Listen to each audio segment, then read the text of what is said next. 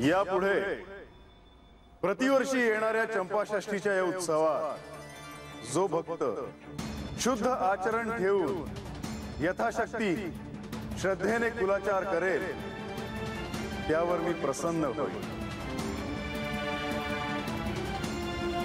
आणि त्याला धनधान्य यश कीर्ती आरोग्य ज्ञान शांती प्रदान करेल।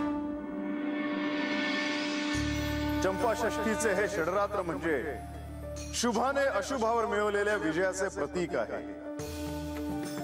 आपले कुटुंब आप्तेष्ट आणि सर्वांनी एकत्र येऊन हा उत्सव साजरा करावा आणि आपले प्रेम आणि सौहार्द वाढवावा।